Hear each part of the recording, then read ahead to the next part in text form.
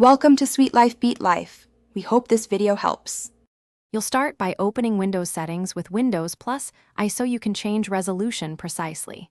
Once settings is open, type display to jump to system display.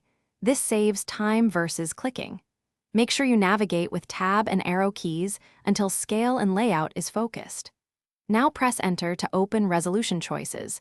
This is the first actionable opportunity to change values without a mouse. Keep in mind the keyboard navigation flows. Knowing focus order speeds the rest of the process. Now you'll select the desired resolution using only the keyboard. Press enter to open the resolution menu, then use down or up arrows to move through available pixel settings. Higher numbers mean more detail but smaller UI elements. Once you land on a choice, press enter to apply. Windows shows a preview and a confirm timer so you can revert if the display fails.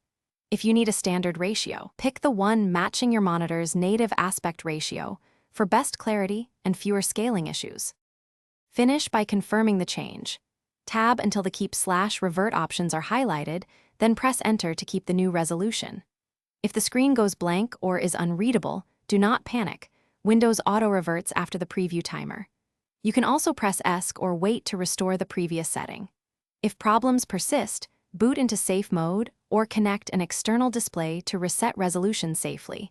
These steps let you recover without reinstalling drivers, and they ensure you can return to a usable configuration. Thanks for watching. Consider subscribing if we helped you.